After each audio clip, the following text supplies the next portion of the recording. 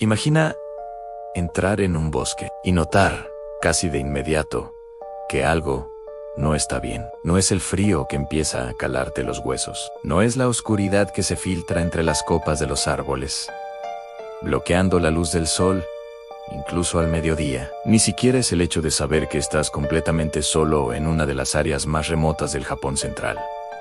Aquí, nada de eso existe. No hay pájaros cantando. No hay insectos en el suelo. No hay viento silbando entre las hojas. Tan solo estás tú. Y esa sensación visceral de que alguien o algo sabe exactamente dónde estás. Bienvenido al mar de árboles, el lugar donde incluso la ciencia tiene problemas para responder. Bienvenido al bosque de Aokigahara. Aokigahara se extiende a la sombra del imponente monte Fuji a primera vista, desde lejos o en fotografías aéreas. Es de una belleza sobrecogedora, en un manto verde intenso de pinos y robles que parece infinito. Pero apenas das unos pasos dentro, la realidad cambia drásticamente. Y ahí empieza el verdadero problema físico en uno. Raíces alienígenas han debido a la dureza de la roca volcánica.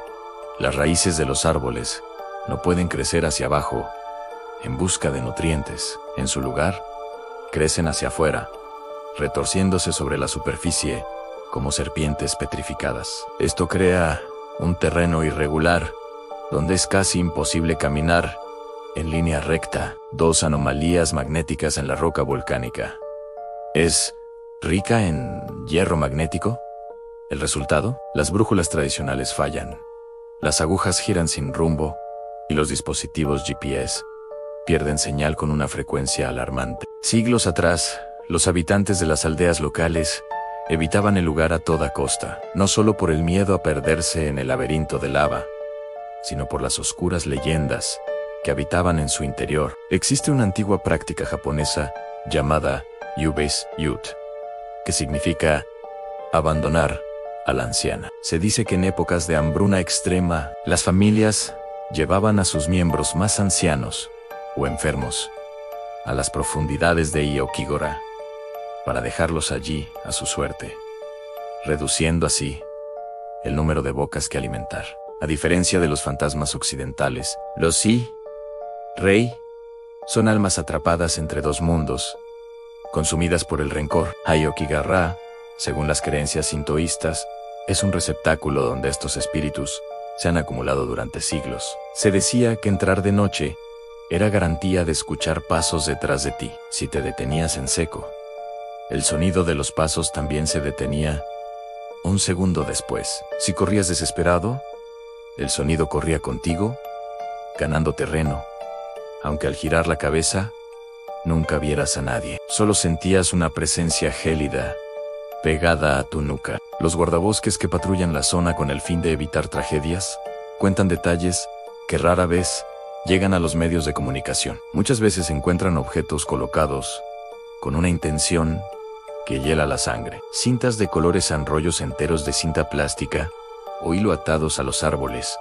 formando caminos desesperados hacia ninguna parte. Ofrendas personales en fotos, familiares, ropa doblada con una precisión casi ritual sobre piedras volcánicas, o botellas de agua alineadas como marcadores de un camino que el bosque ya borró. Existe un relato que todavía circula entre las autoridades de la prefectura de Yamanashi. Hace años, un estudiante universitario decidió explorar el bosque con dos amigos para un proyecto fotográfico. Entraron juntos, conversando y riendo, confiados en que no se alejarían del sendero principal. El plan era simple: encaminar 30 minutos, tomar unas fotos y volver antes de que el sol bajara. Pero el bosque tiene una forma extraña de distorsionar la percepción del tiempo y el espacio. En cierto momento, el grupo escuchó un susurro. No era el viento moviendo las copas de los árboles.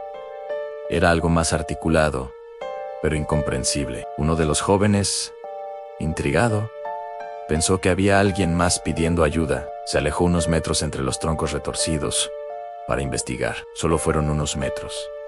Estaba a la vista de sus amigos. De repente, Una neblina baja y densa se levantó del suelo volcánico. Cuando sus amigos lo llamaron, no hubo respuesta. Lo buscaron durante horas en un área no mayor a 50 metros cuadrados. Al día siguiente, la policía entró con perros rastreadores y equipo de rescate completo. No encontraron nada, ni una huella en el musgo, ni un trozo de tela, ni señales de lucha. Simplemente se desvaneció, como si el suelo de lava se hubiera abierto para reclamarlo. Aquí es donde el cerebro comienza a fallar. Se produce una desorientación temporal. A minutos de pánico se sienten como horas eternas. Horas de caminata errática parecen solo minutos de esfuerzo. Excursionistas han asegurado haber caminado durante 20 minutos, solo para descubrir, al salir, que habían pasado 5 horas desaparecidos. Es en este estado de vulnerabilidad mental donde comienzan los fenómenos más perturbadores. Los supervivientes aseguran escuchar voces llamándolos por sus nombres de pila. Un hombre relató que, mientras intentaba encontrar el sendero, escuchó claramente la voz de su madre llamándolo desde detrás de un árbol grueso. Su madre estaba viva, sana y a cientos de kilómetros de distancia. Es como si el bosque extrajera tus recuerdos más íntimos para usarlos en tu contra. Los profesionales que trabajan allí tienen una regla que nunca rompen: han jamás quedarse después del atardecer. Y no lo dicen por superstición o por miedo a los fantasmas de las películas. Lo dicen por pura experiencia biológica. Cuando el sol desaparece tras el monte Fuji, el bosque cambia. La temperatura cae drásticamente debido a las cuevas de hielo subterráneas, y la oscuridad es tan total que la linterna más potente parece ser devorada por la negrura de los troncos. En esas condiciones, incluso los guardabosques veteranos sufren ataques de pánico repentinos. Describen una alarma biológica primitiva que se activa en el cerebro ante una orden de huir o morir. Un trabajador con décadas de servicio confesó en una entrevista privada que, en varias ocasiones, mientras caminaba por los senderos laterales, escuchaba huellas paralelas a las suyas. Si la aceleraba, los pasos en la hojarasca seca también aceleraban. Si se detenía para escuchar, el silencio volvía a ser absoluto, tras un último y pesado paso, coordinado, pero nunca, en todos sus años de servicio, logró ver a quien lo acompañaba. La explicación científica es lógica en oscuridad, silencio, aislamiento, alucinaciones. Cuando el cerebro se ve privado de estímulos externos, comienza a proyectar sus propios miedos hacia afuera. El fenómeno de la presencia sentida es real y está documentado en exploradores polares y montañistas solitarios. Pero el problema en Aokigahara es la coincidencia sistemática. Personas que no se conocen, de culturas distintas y en años diferentes, describen exactamente lo mismo: a las mismas sombras largas que no corresponden a ningún árbol, las mismas respiraciones agitadas cerca del oído y la misma sensación opresiva de ser observado por miles de ojos invisibles. Quizá el bosque no esté embrujado en el sentido tradicional. Quizá no haya espíritus vengativos ni maldiciones milenarias, pero lo que es innegable es que el lugar altera profundamente la percepción humana. Cuando el cerebro pierde sus brújulas internas, crea compañía para no sentirse solo. El verdadero horror es que muchos de los que han estado allí aseguran que esa compañía no parece haber sido creada por ellos.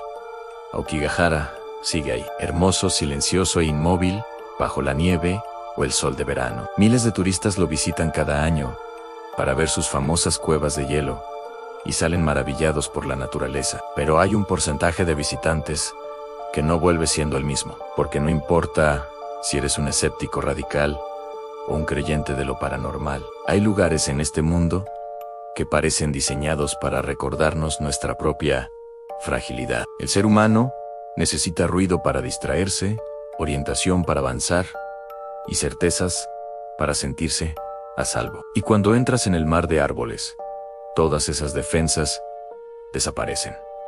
La mente humana odia el vacío. Y cuando el vacío se presenta, la mente lo llena. La pregunta que queda flotando entre las raíces retorcidas de Aokigahara es: ¿lo llena la mente sola?